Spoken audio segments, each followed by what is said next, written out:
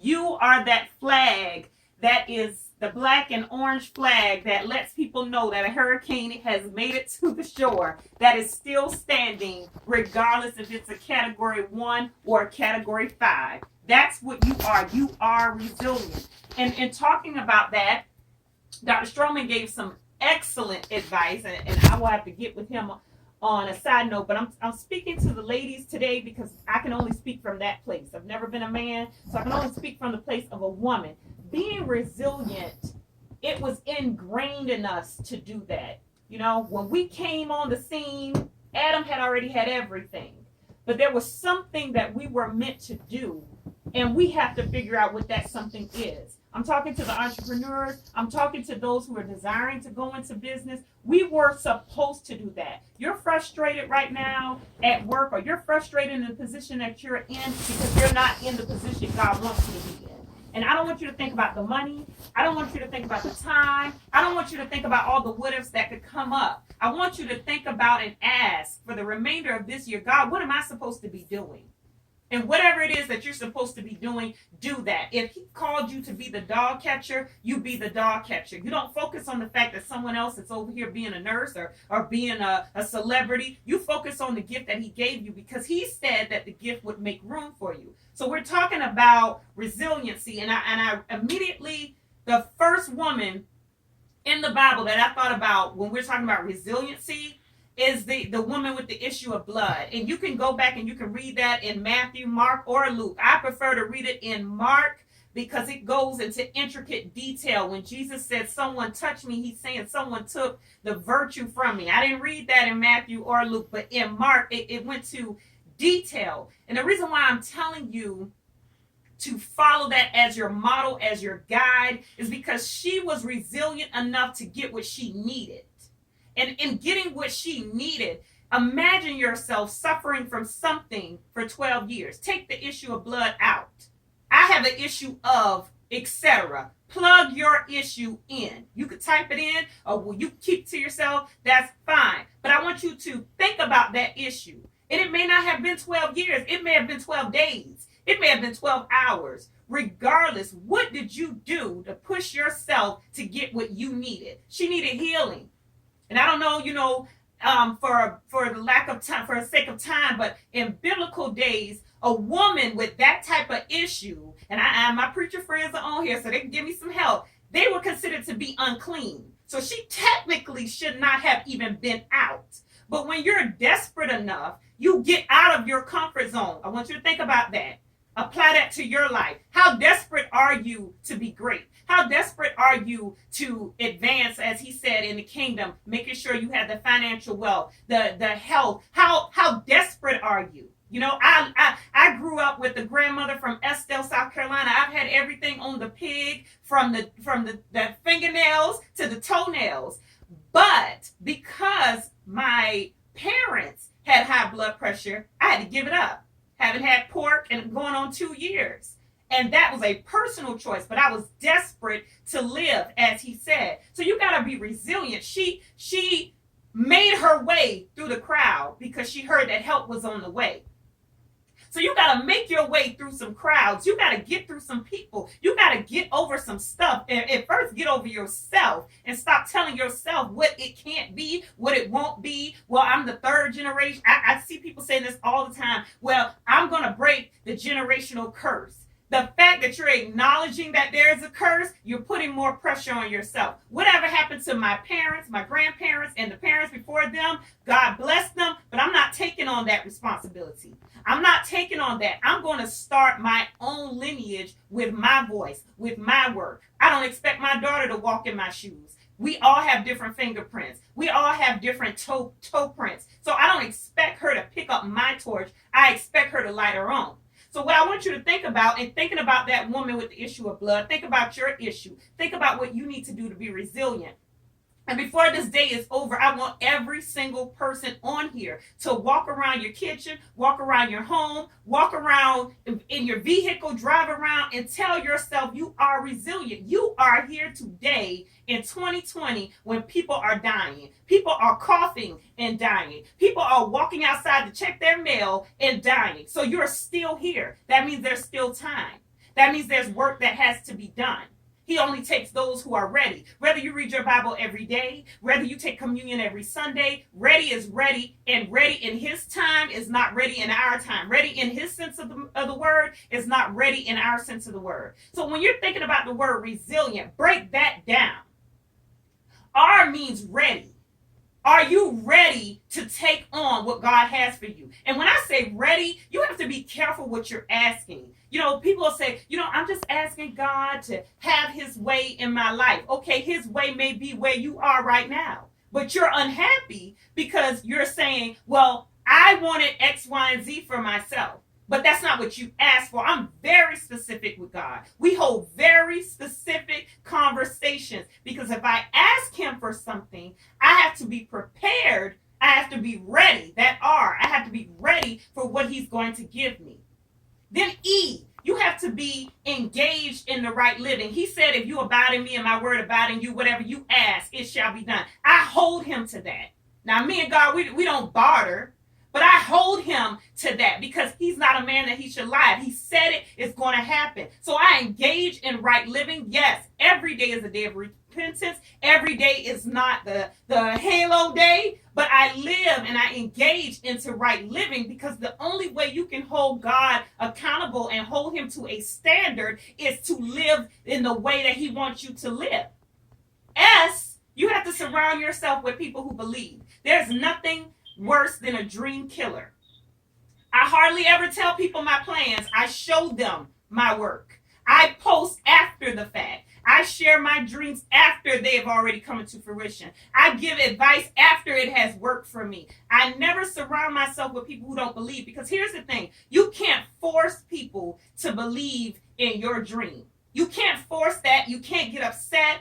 I have friends, and I have friends who are my friends. I don't force them to be my business partners. I don't force them to be my prayer partners. If you walk into your house, your living room has a sofa in it. It doesn't have a toilet. Your bathroom has a tub in it. It doesn't have a sofa. But you need those things in your house to make a house. So you cannot force people to be in rooms of your life that they don't have to be in. You use people for where they go. When I get ready to lay down, I go lay down in my bed. I don't lay down on the kitchen table. You have to surround yourself with people who believe. And you know how you're going to know they believe? Because they're going to say something that you thought. You hadn't even gotten it out of your mouth yet. And they're going to say it and it's going to come into alignment. He said we're 2 or 3. We're trying to get an army. We're trying to get a team. Oh, I want this power team. I need 2 or 3 is what he said for him to come in. So who else are you trying to invite in if you need an army and you need 40 people and you need this board and that board? You don't need all of that. You need a believer. You need somebody to say, you know what? I've never heard of that before, but go for it. Not, I never heard of that. Are you sure it's going to work? The what if committee. You don't need that. That I. So we did R, E, S. We're on I. Invest in you. We like to give, sow, and do. Invest in you. You know what you want your brand to look like. You know what you want people to see when they see you. Invest in that. If investing in you means cutting off your phone at a certain time of day so that you can have peace, that's an investment. A priceless investment. You invest in you because once you start investing in you, people will start investing in you. No one's going to believe in what you're doing if they don't see fruit. They can walk by a tree 1,000 times and they'll never know what type of tree it is until the season comes when it blooms. And, oh, I didn't know you were growing apples. Oh, I didn't know you were growing oranges. You didn't know because a seed looks the same regardless, but it's the fruit. So you have to invest in you before they can invest in you. L means let go of the past. Nobody has this perfect past that they can just, oh my God, I was born rich. I'm still rich. We don't have that. So you got to get rid of those things and those feelings and those places, those times, and even people. And I'm stressing that because we like to pack our bags and put people in it. And oh, I know them since 6th grade. And the bag gets heavy. You're carrying around weight that doesn't belong to you because you're forcing yourself to carry everybody. Oh, I want to see my family eat. Or I hear that all the time. Oh, I got to get this table. So we're all, I have the cliche, we win together, because I believe in doing things as a team. But I don't have anybody on my team who doesn't practice. I don't have anybody on my team who doesn't understand the game. I don't have anybody on my team who wants to keep getting traded because we're not winning. So you guys will understand that eventually you have to put yourself in a position to be resilient, live resilient. The I is inject positivity and confidence. That's where the I am resilient comes in. You're not going to out confident me about me. You're not going to out positive me about me. I'm not walking around with my head down, waiting on someone to say, look up. No, I'm looking up. I'm waiting on you to say, excuse me, so we don't bump into each other, because you should be looking up as well.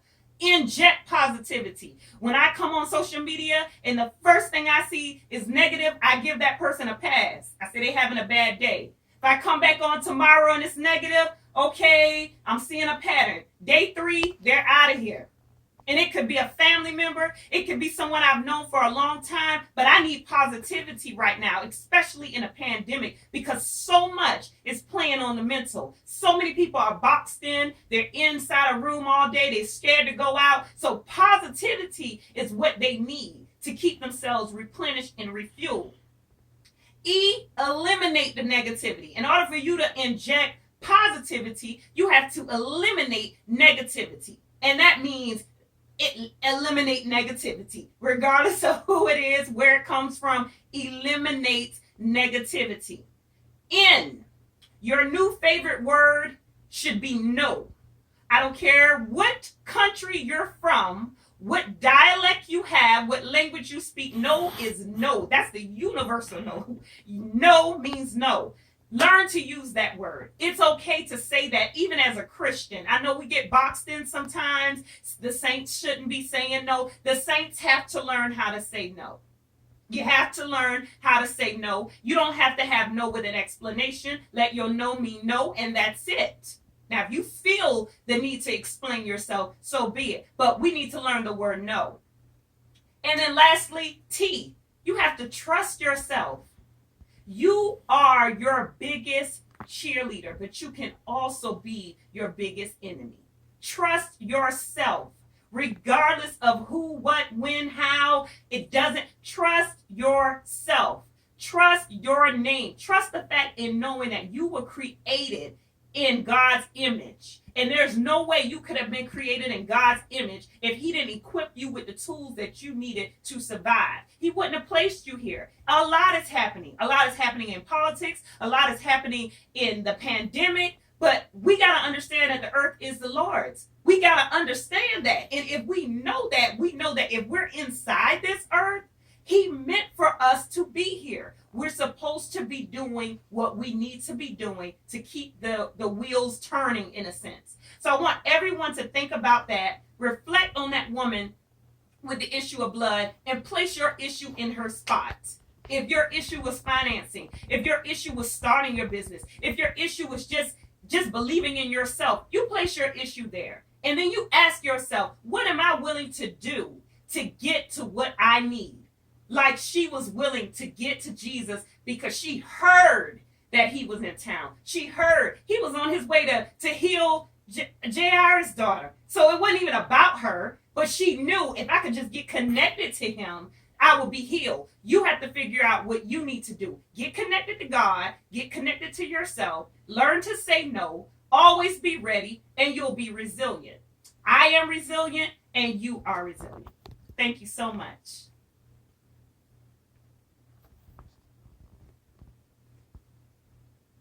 Thank you, Tia.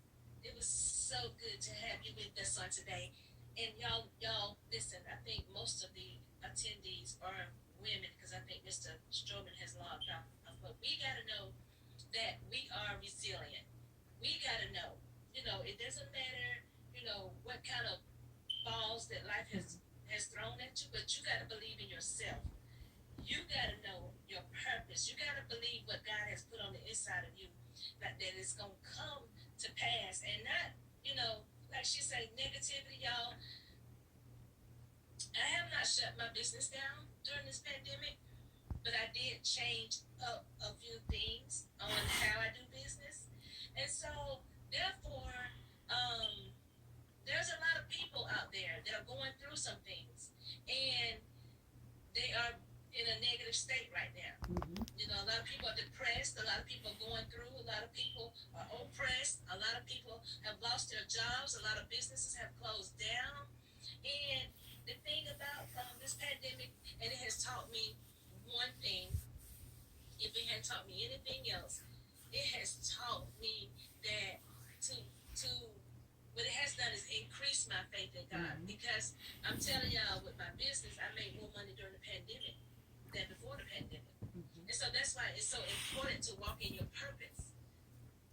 It's so important to walk in your purpose because, see, when God has given you purpose, guess what? You don't have to worry about no pandemic. You don't have to worry about anything else. Yes, you have to worry about being safe. You got to be safe. But, you know, when He has given you purpose and a plan, you got to walk in it. You got to walk in it because if He gave it to you, hey, if He gave it to you, use it. So what I'm going to do briefly here